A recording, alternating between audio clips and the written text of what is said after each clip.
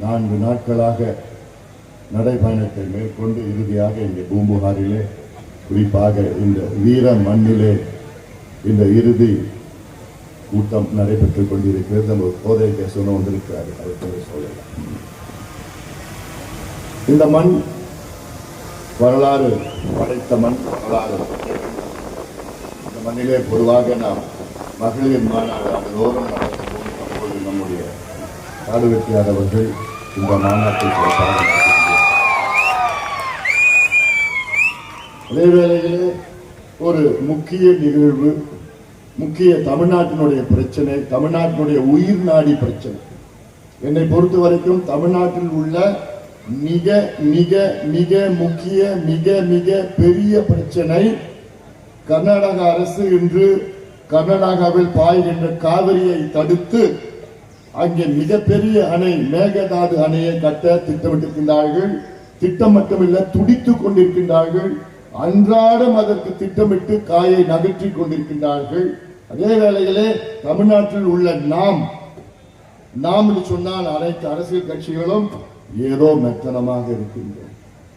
தமிழ்நாட்டில் உள்ள பொதுமக்களும் இது என்ன நம்ம பிரச்சனையா, தமிழ்நாட்டில் உள்ள இளைஞர்களும் நமக்கு என்ன பாதிப்பு, விவசாயிகள் மட்டும்தான் வயிற்றுல வாயில அடிச்சுட்டு இருக்கிறாங்க.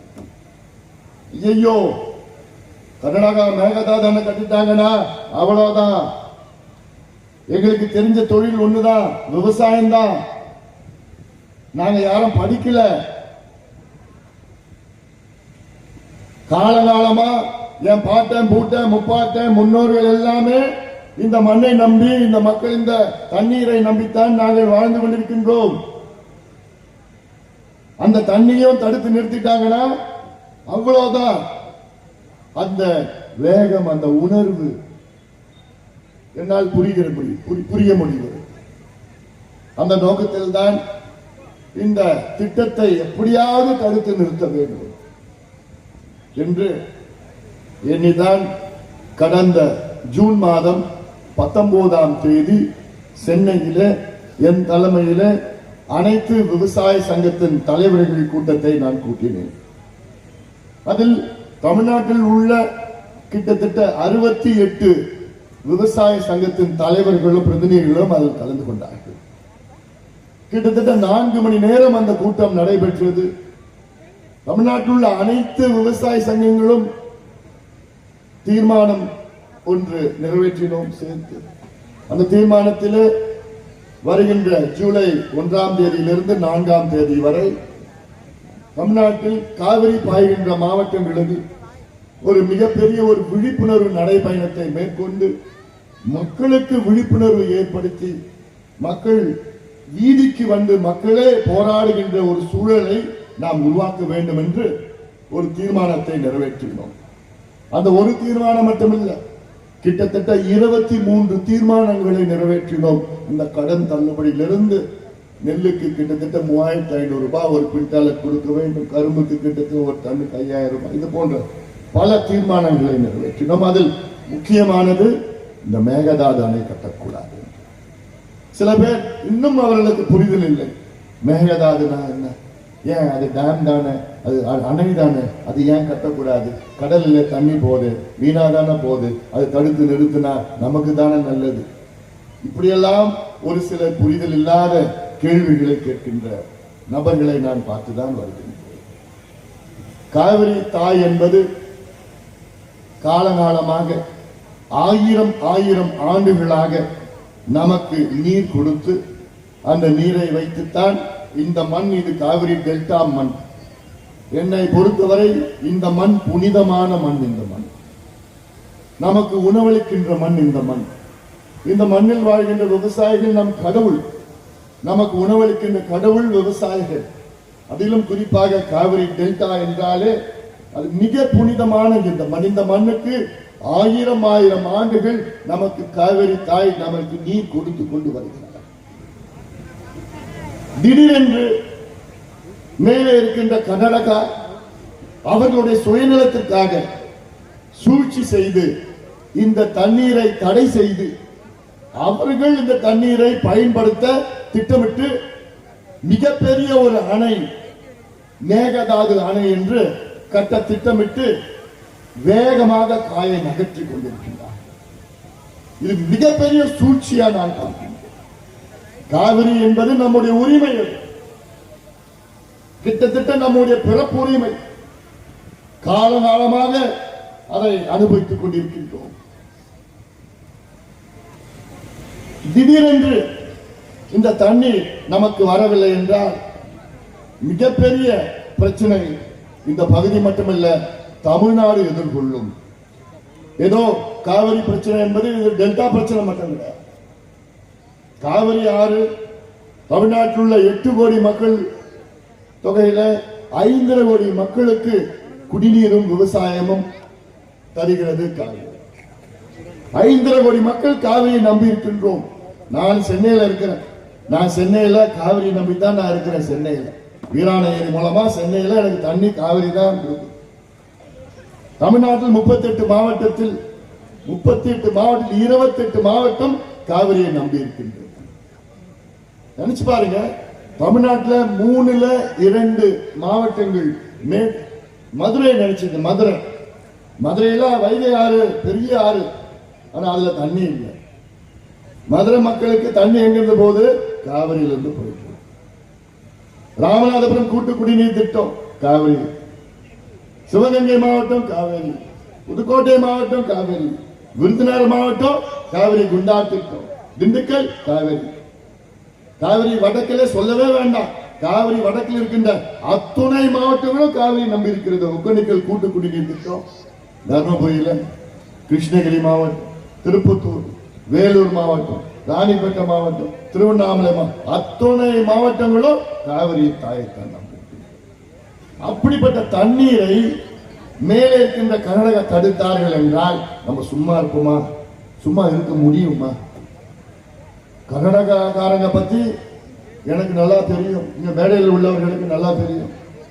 அடாவடி பிடிவாதம், சட்டத்தை மதிக்கின்ற அந்த தன்மையே இல்லாதவர்கள், எந்த சட்டமும் மதிக்க மாட்டாங்க. இந்தியா என்பது நம்முடைய கூட்டாட்சி தத்துவம், பெடரலிசம். அதுல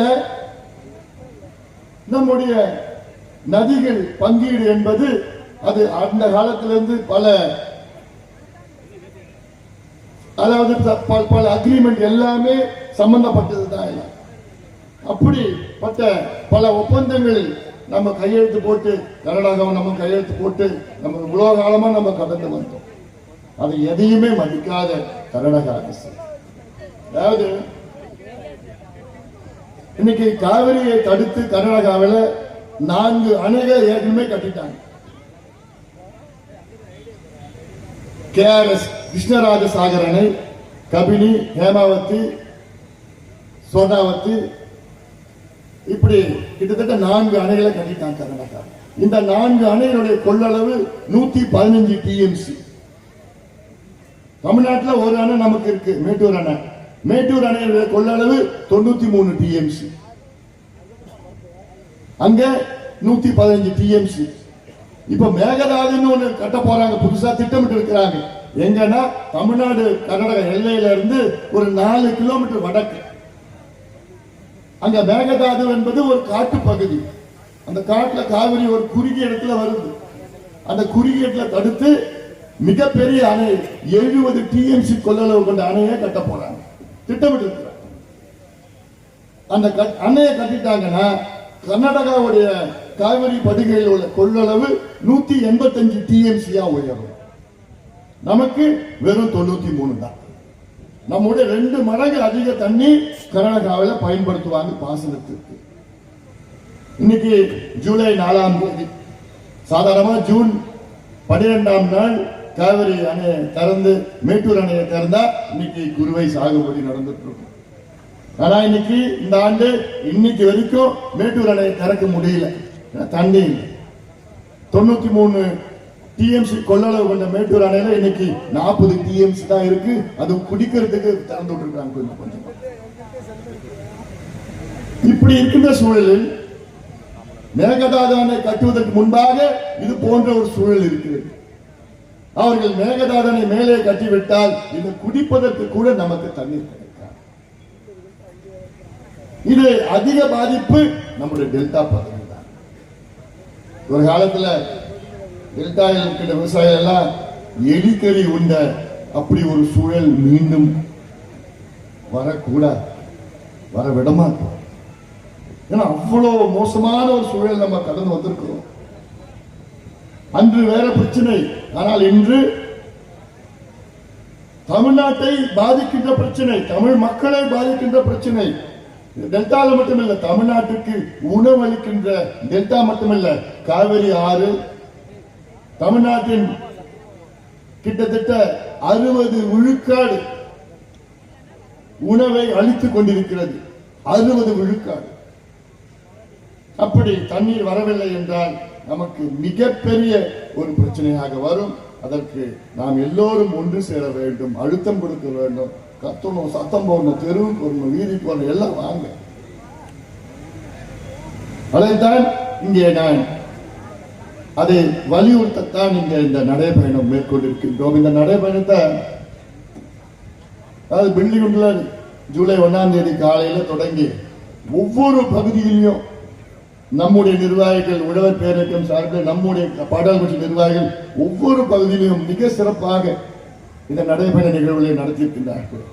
புள்ளிகுண்டில் தொடங்கி பிறகு ஒப்படைக்கல்ல வந்து, அங்கிருந்து பெண்ணாகரத்துல வந்து, பெண்ணாகரத்துல தருமபுரிக்கு வந்து, தருமபுரியில இருந்து அப்புறம் சேலத்துக்கு வந்து, சேலத்துல இருந்து மேட்டூர் போயிட்டு, மேட்டூர்ல இருந்து பவானி வந்து, பவானில இருந்து ஈரோடு போய், ஈரோடுல இருந்து திருப்பூர் வந்து, திருப்பூர்ல இருந்து கரூர் போயிட்டு, கரூர்ல இருந்து திருச்சி வந்து, திருச்சியில இருந்து அப்புறம் இன்னைக்கு காலையில கல்லணையை பார்த்தோம், கல்லணையில இருந்து தஞ்சாவூர் வந்து, தஞ்சாவூர் கும்பகோணம் வந்து, மயிலாடுதுறை வழியா இன்னைக்கு பூம்புகாரை கொண்டிருக்கோம்.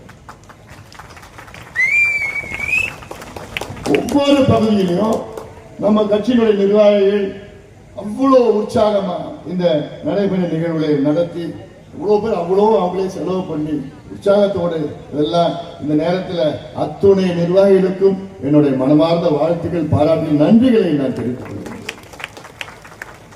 பல பேர் மேடையில கூட அவங்க இடம் இல்லை, ஆனாலும் அவங்க உற்சாகத்தோடு அவங்களே, ஏன்னா எல்லாமே ஒரு உணர்வோடு இந்த நடைபயணத்தை வெற்றி பெற வச்சிருக்கிறாங்க. இது நம் பிரச்சனை, இது ஏதோ பாட்டாளி கட்சி பிரச்சனை மட்டும் இல்லை, நம்ம பிரச்சனை, தமிழ்நாடு பிரச்சனை. நமக்கு தண்ணி இல்லைன்னா நம் வருங்கால சந்ததியினர் பாதிக்கப்படுவார்கள்.